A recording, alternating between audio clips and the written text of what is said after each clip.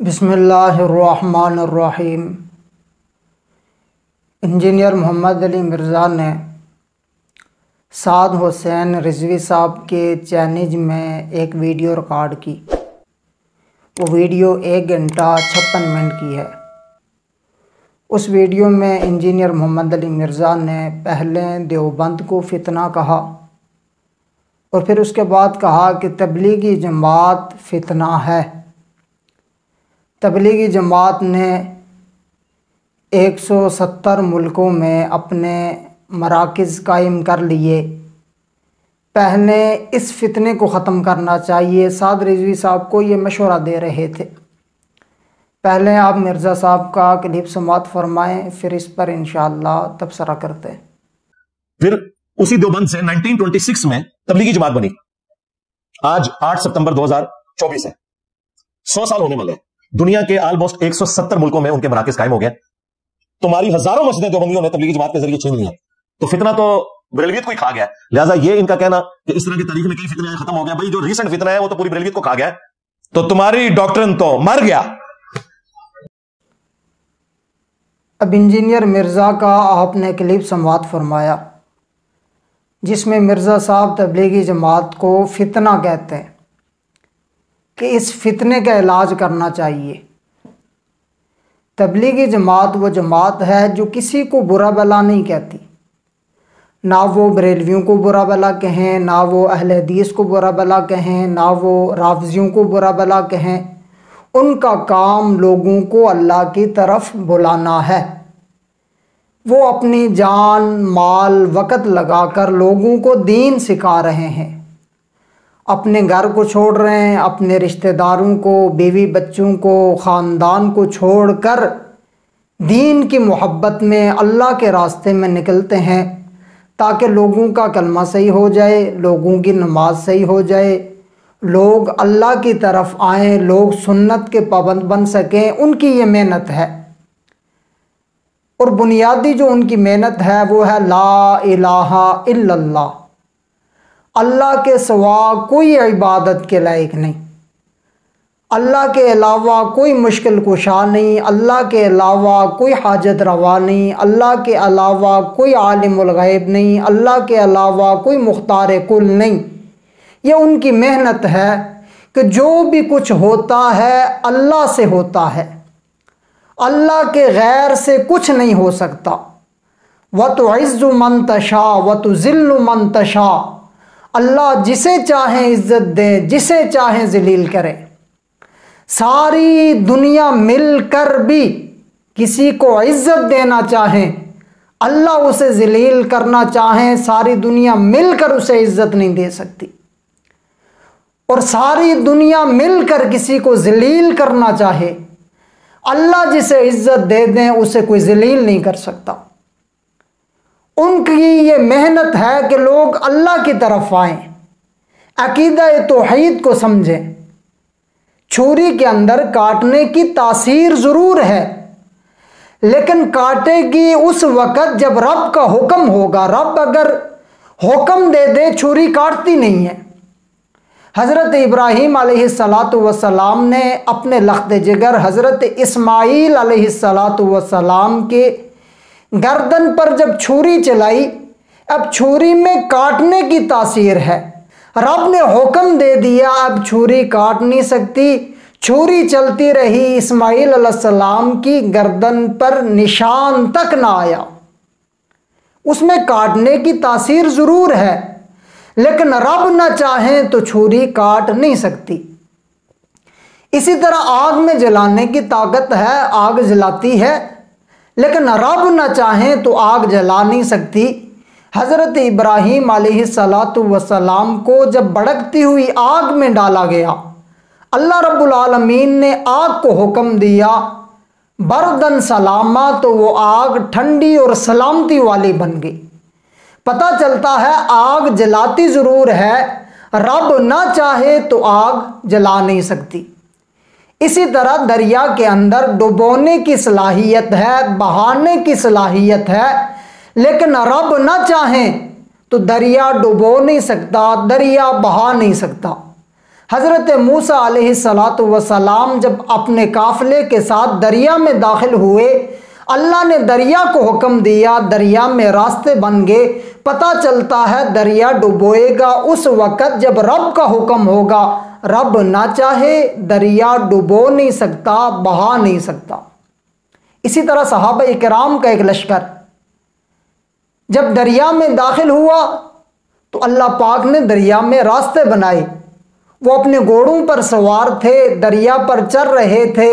قرآن مجید فرقان حمید میں بھی اللہ نے فرمایا وَالْعَادِيَاتِ ضَبْحًا فَالْمُورِيَاتِ قَدْحًا فَالْمُغِيرَاتِ صُبْحًا فَأَثَرْنَ بِهِ نَقْعًا فَوَسَطْنَ بِهِ جَمْعًا۔ صحابہ کرام کا یہ لشکر دریا پر چلتا رہا، سمندر پر چلتا رہا، لیکن صحابہ کرام کے گھوڑوں کو اللہ نے ڈبویا نہیں۔ پتہ چلتا ہے پانی اس وقت ڈبوئے گا جب اللہ کا حکم ہوگا، اللہ نہ چاہے پانی ڈبو نہیں سکتا۔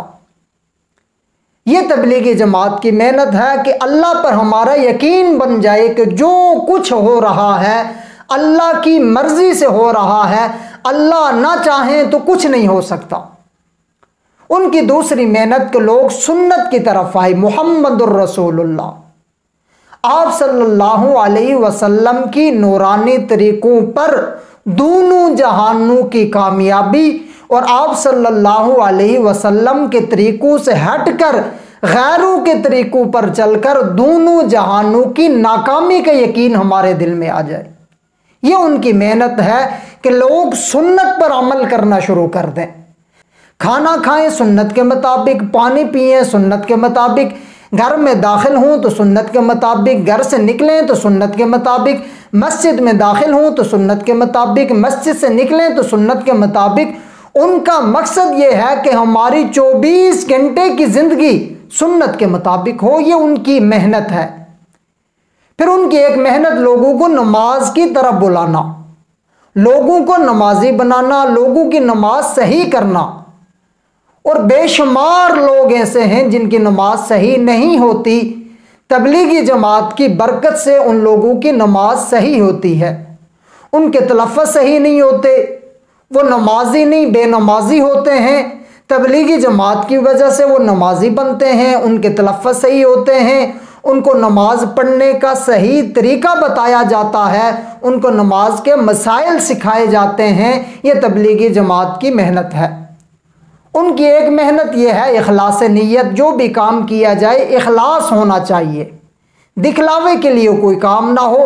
دکھلاوے کے لیے اگر سونے اور چاندی کے پہاڑ بھی اللہ کے راستے میں دے دیں تو اس کا اجر نہیں ملے گا، بلکہ وہ پکڑ کا سبب بنے گا۔ اگر اخلاص کے ساتھ اللہ کی رضا کے لیے اللہ کے راستے میں اگر 10 روپے بھی دیے جائیں تو اللہ پاک اس کا بڑا چڑھا کر اجر عطا فرمائیں گے۔ تو ایک محنت یہ ہے کہ جو بھی کام کیا جائے اس میں اخلاص ہونا چاہیے۔ اس کے ساتھ ان کی ایک محنت یہ بھی ہے کہ ہمیں چھوٹوں پر شفقت بھی کرنی ہے، بڑوں کا احترام کرنا ہے، بڑوں کا ادب کرنا ہے، علماء کرام کا احترام کرنا ہے۔ انہوں نے ادب سکھایا، اور ایک محنت ان کی، ایک مقصد ان کا یہ ہے کہ لوگوں کو دین سکھایا جائے۔ کتنے لوگ بے نمازی ہیں، ان لوگوں کو نمازی بنایا جائے۔ کتنے لوگ ہیں جنہیں نماز پڑھنا نہیں آتی، ان لوگوں کو نماز سکھائی جائے۔ کتنے لوگ ہیں جنہیں صحیح طریقے سے کلمہ پڑھنا نہیں آتا، انہیں کلمہ سکھایا جائے، انہیں مسلمان بنایا جائے۔ اور تبلیغی جماعت کی محنت سے الحمدللہ لاکھوں لوگ نمازی بنے، تبلیغی جماعت کی محنت سے لاکھوں لوگوں نے اسلام قبول کیا۔ ان کی محنت پوری دنیا کے اندر ہے۔ مرزا صاحب نے اس جماعت کو فتنہ کہا، افسوس کی بات ہے مرزا صاحب نے قادیانیوں کو کبھی فتنہ نہیں کہا۔ قادیانیوں کے بارے میں تو ان کے نرم گوشہ ہے، ان کے لیے تو کہنا کہ ان کا ذبیحہ بھی حلال ہے، ان کو صرف ہم کافر اس وجہ سے کہتے ہیں کہ وہ ہمیں کافر کہتے ہیں، ان کے لیے مرزا صاحب نرم گوشہ رکھ رہے ہیں، اور جو لوگ دین کا کام کر رہے ہیں انہیں فتنہ قرار دے رہے ہیں۔ اس سے پتہ چلتا ہے کہ مرزا صاحب اصل میں دشمن رسول بھی ہیں، دشمن اسلام بھی ہیں۔ تبلیغی جماعت کی محنت کسی سے ڈکی چھپی نہیں ہے۔ مولانا طارق جمیل صاحب دامت برکاتہم، ان کی محنت کسی سے ڈکی چھپی نہیں ہے۔ اب جنید جمشید صاحب ایک وقت تھا وہ ایک سنگر تھے، پھر ان کی ایسی کایا پلٹی اور ذریعہ جو بنے وہ مولانا طارق جمیل صاحب تھے، ان کی وجہ سے وہ تبلیغ کی طرف آئے۔ اور جب ان کی شہادت ہوئی اس وقت یوں لگ رہا تھا کہ کوئی شیخ الحدیث صاحب ہے۔ یہ کس نے محنت کی؟ ذریعہ تو طارق جمیل صاحب بنے، اللہ پاک نے ان کی کایا کو پلٹا۔ یہ محنت تبلیغی جماعت کی ہے۔ اسی طرح نعیم بٹ ہو گئے، ان کو دیکھے وہ پہلے کیا تھے اور اب وہ ایسے لگتا ہے دین کی بات کرتے ہیں، لوگ ان کی بات کو سنتے ہیں۔ یہ محنت تبلیغی جماعت کی ہے۔ انضمام الحق وہ ایک کھلاڑی تھے، آج ان کے چہرے پہ سنت کے مطابق داڑھی ہے، آج وہ نمازی ہے۔ یہ کس جماعت کی محنت ہے؟ تو جواب آتا ہے یہ محنت تبلیغی جماعت کی ہے، مولانا طارق جمیل صاحب کی ہے۔ محمد یوسف جن کا نام پہلے یوسف یہانا تھا، ان پر کس نے محنت کی؟ کن کی محنت کی وجہ سے آج انہیں لوگ محمد یوسف کہتے ہیں؟ آج ان کے چہرے پر سنت کے مطابق داڑھی ہے، آج ان کے سر پر ٹوپی ہے، آج وہ نمازی ہیں، تو یہ کس کی محنت ہے؟ جواب آتا ہے یہ تبلیغی جماعت کی محنت ہے، مولانا طارق جمیل صاحب کی محنت ہے۔ اسی طرح سکلین مشتاق صاحب وہ کرکٹر تھے، ان کی کایا کیسے پلٹی؟ پیچھے اگر مڑ کے دیکھیں گے تو یہ محنت تبلیغی جماعت کی ہے۔ تبلیغی جماعت اگر میں واقعات بیان کرتا چلا جاؤں اور لوگوں کا بتاتا چلا جاؤں کہ یہ لوگ بھی تبلیغی جماعت کی وجہ سے نمازی بنے، یہ لوگ بھی تبلیغی جماعت کی وجہ سے دین کی طرف آئے، تو ایک لمبی فہرست ہے، وہ گھنٹوں کی ویڈیو ریکارڈ ہو سکتی ہے۔ مختصراً بتانا یہ چاہتا ہوں کہ اس جماعت کی وجہ سے لوگ اسلام میں داخل ہوئے، اس جماعت کی وجہ سے لوگ دین کی طرف آئے، اس جماعت کی وجہ سے لوگ نمازی بنے، اس جماعت کی وجہ سے لوگ سنت کے پابند بنے۔ مرزا صاحب اس کو فتنہ کہہ رہے ہیں، اور لوگ کہتے ہیں مرزا صاحب بڑی تحقیق کی بات کرتے ہیں، مرزا صاحب بڑی پکی بات کرتے ہیں۔ مرزا صاحب تو خود ایک فتنہ ہے۔ مرزا صاحب نے کیا صحابہ کرام پر بکواسات نہیں کیے؟ مرزا صاحب نے کیا صحابہ کرام کو برا بلا نہیں کہا؟ مرزا صاحب نے صحابہ کرام کی کیا توہین نہیں کی؟ الٹا چور کوتوال کو ڈانٹے، یہ مثال مرزا صاحب پر فٹ آ رہی ہے خود فتنہ، خود اولیاء کے گستاخ۔ تبلیغی جماعت نے علماء کا احترام سکھایا، بڑوں کا ادب سکھایا، چھوٹوں پر شفقت کرنا سکھایا۔ مرزا صاحب علماء کے گستاخ ہیں، مرزا صاحب بزرگوں کے گستاخ ہیں، مرزا صاحب حتیٰ کہ صحابہ کرام کے گستاخ ہیں۔ مرزا صاحب کو حاتم حسین رضوی صاحب کے انداز میں جواب دینا چاہتا ہوں کہ دور دور کتیا مالکے نو کہہ گیا، یعنی صحابہ کرام جن کی وجہ سے ہم کو دین ملا، صحابہ کرام جن کی وجہ سے ہمیں سنت ملی، صحابہ کرام جن کی وجہ سے ہمیں قرآن ملا، آج یہ بدبخت انہی پر بوک رہا ہے، ان کے خلاف بکواس کر رہا ہے اور ہے خود فتنہ اور الزام دوسروں پر لگا رہا ہے۔ اللہ پاک سے دعا ہے کہ اللہ پاک امت مسلمہ کو اس فتنے سے محفوظ فرمائے۔ السلام علیکم ورحمۃ اللہ۔